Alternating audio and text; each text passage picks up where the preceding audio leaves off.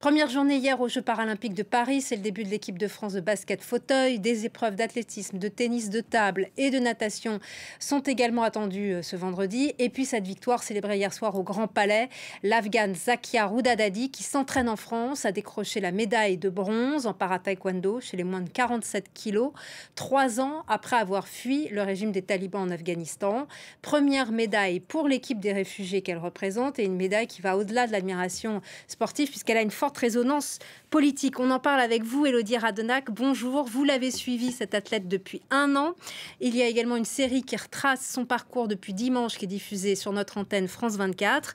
Et vous étiez au Grand Palais hier. Et oui, j'y étais hier matin pour ses premiers combats et on peut dire que dès le début de la journée, on pouvait sentir le public français qui était derrière Zakia. Lorsqu'elle arrivait sur le tatami, ils ont commencé à brandir les drapeaux français, à scander son nom. Donc on a pu voir les spectateurs qui l'ont vraiment acclamé et accueilli, encouragé. Alors ce matin, j'ai appelé sa coach Abby Niaré, de qui elle est assez proche, et elle m'a expliqué que l'énergie au Grand Palais hier était incroyable et cette médaille, Zakia est allée la chercher en mode warrior, guerrier. Je reprends ces mots. Et après un premier combat gagné haut la main hier, elle est allée en repêchage, donc rien n'était joué d'avance pour elle. Elle a donc gagné son repêchage, un combat qui était doublement important en raison du forfait annoncé de l'adversaire suivante. Elle offrait donc le bronze à la vainqueur. Et je l'ai rencontrée donc l'été dernier, ça fait 1 an que je la suis, que j'ai suivi toute son année de préparation, d'intégration aussi en France, et surtout cette détermination qu'elle a à aller chercher cette médaille paralympique. Finalement, elle a su assez tardivement pour qui elle allait concourir aux Jeux. C'était l'équipe de France, l'équipe des réfugiés paralympiques. Tout ça s'est joué dans les dernières semaines, les derniers mois. C'était un suspense assez intense pour elle. Elle l'a su que début juillet. Et cette victoire, en fait, peu importe l'équipe pour laquelle elle participe, cette victoire, elle est avant tout pour toutes les femmes en Afghanistan et tous les réfugiés. C'est ce qu'elle a déclaré à notre collègue Romain Wex, qui l'a suivi hier pendant toute sa journée de compétition. Et tout cela dans un français presque parfait. Ça fait 3 ans qu'elle apprend cette langue. Et lorsqu'elle a gagné, le drapeau des réfugiés, mais aussi celui de la France, était affiché par l'équipe. Donc on peut clairement dire que Zakia a été adoptée par les Français. Donc elle avait le public français derrière elle, mais elle a bien combattu sous la bannière des réfugiés.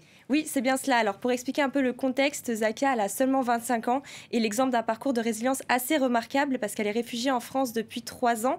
Et c'est lorsque les talibans ont pris la ville de Kaboul en Afghanistan en 2021 que c'est la France qui l'a exfiltrée.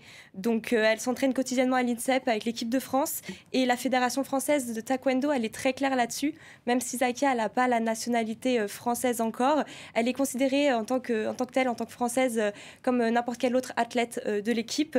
Et alors non, elle n'a pas combattu avec les tricolores pour une raison administrative selon la fédération.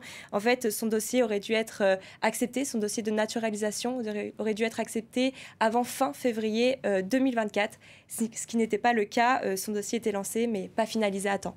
En tout cas, c'est une victoire pour elle, mais également une victoire contre l'oppression des femmes par le régime des talibans en Afghanistan.